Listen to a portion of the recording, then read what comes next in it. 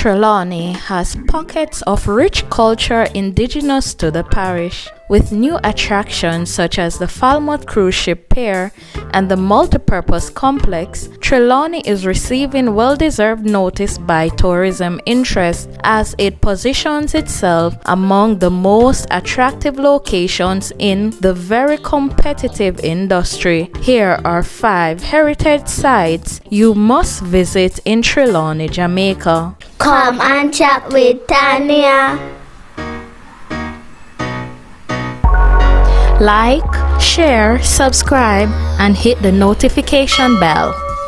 Number 1. The Trelawny or Falmouth Parish Church, built in 1795. The Falmouth Parish Church, also known as St. Peter's Anglican, is the oldest public building in the town. The land for which the church was donated by Edward Barrett, part of whose estate had been bought to lay out the town. Constructed in brick and stone, the church is a good example of vernacular architecture derived from classical forms. After an 1842 extension, St. Peter's stands as one of the largest Anglican churches in the island. There are 2 galleries in the church, one to the north and the other to the west. 4 massive and monumental timber columns support the roof. The monuments on the interior walls of the church date from the early 19th century. The church organ was donated by John Thorpe Esk, the original owner of Good Hope Estate in the parish of Trelawny. Graves spanning over 200 years can be found in the churchyard.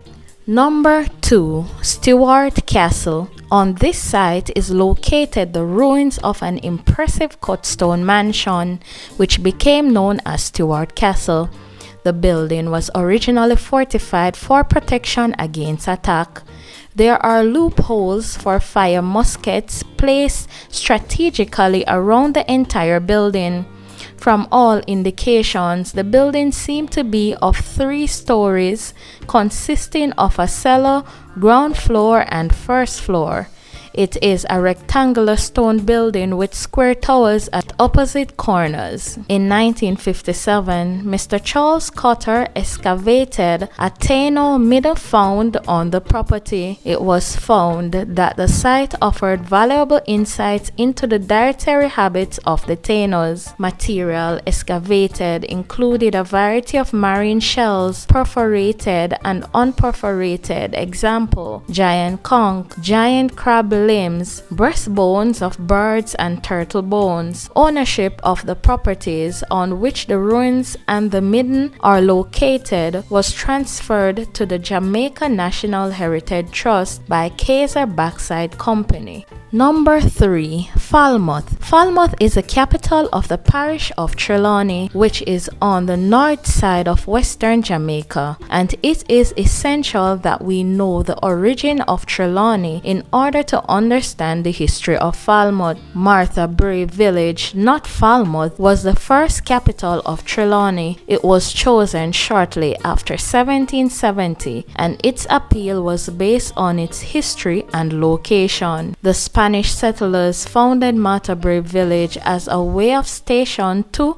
and from the northwest coast of the island. It was one of the few Spanish settlements that survived the British conquest in 1655. Not that the British had deliberately set out to destroy any of the existing Spanish villages. Martha Brae Village was simply left alone when the British began to settle the colony. Its close proximity to Martha Brae River made transportation cheap and relatively easily, and one of the first official tasks of the Town Council of Trelawny in 1772 was to clear the river of obstructions so that boats and barges could safely navigate its waters. Martha Brae Village suffered from a number of significant different weaknesses. One was that it had only 50 acres of land, and all of this was on high ground. If Marthabury Village was to become a major port town in the northwest, then 50 acres of land was not enough. As the population increased, the town would outgrow the available land space, so a different capital was needed. Marthabury River was also the only route to its coastline, which was navigable for no more than 2.5 miles. The alternative in this instance was land transportation. But again, this meant incurring additional costs for the construction of roads, and as pointed out earlier, planters in the area were eager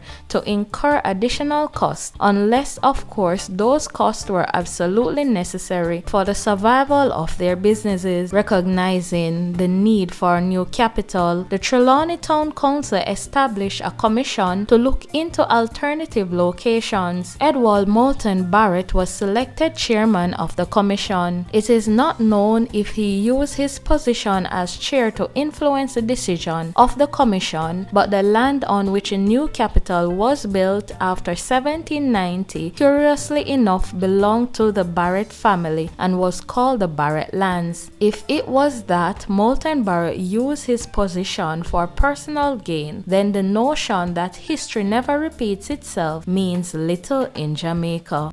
Number 4. Falmouth Courthouse.